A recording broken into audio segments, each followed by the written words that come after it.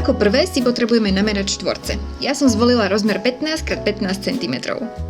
Keď máme pripravené 4 kúsky, potrebujeme ich odierkovať. Vybrala som ale príliš malý priemer dierkovača, cez ktorý sa mi nevošiel háčik, takže som to celé dierkovala na dvakrát, ale podarilo sa. Na obháčkovanie som použila priadzu Yarn Art Macrame s hrúbkou 2 mm. Obháčkovanie som zvolila úplne jednoduché, lebo vlastne nič zložitejšie ani neviem. V každej vyrazenej dierke urobíme ako keby 3 stehy. Stále neovládam háčkovaciu terminológiu, ale verím, že sa pochopíme.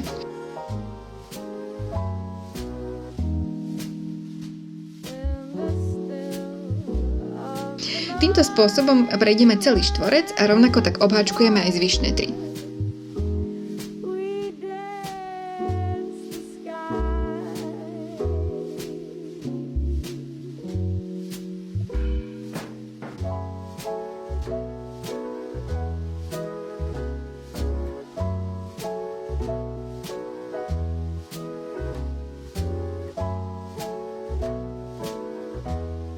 Zdalo sa mi to ale príliš úzke, tak som na každý štvorec pridala ešte jeden riadok z krátkeho stĺpika.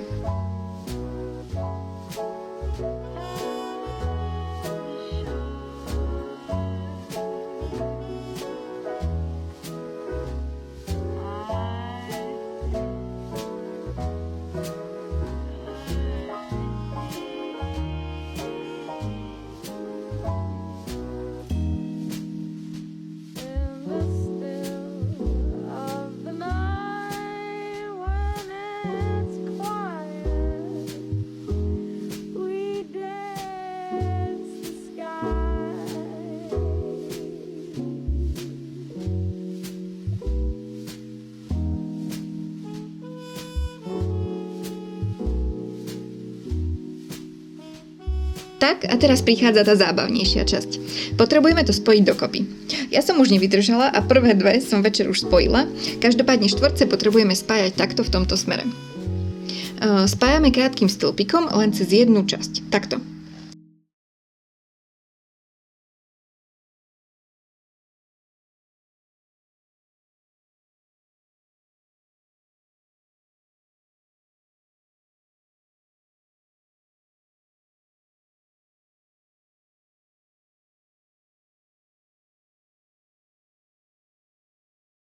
Keď máme všetky 4 časti zháčkované, zložíme ich do tvaru našej kabelky a rovnakým spôsobom zháčkujeme aj posledné časti.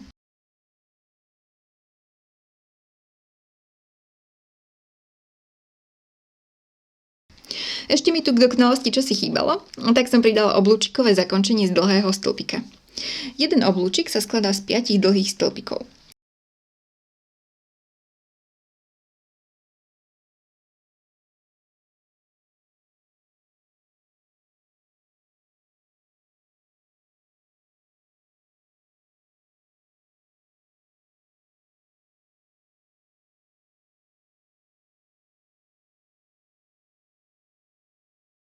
Na zapínanie som zvolila sedlárske nity v takejto staromosadnej farbe.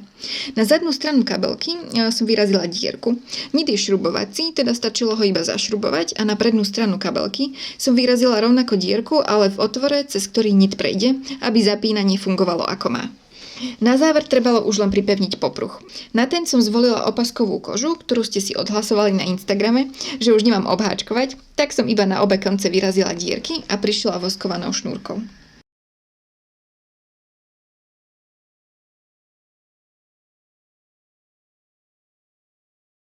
Tak a je na svete.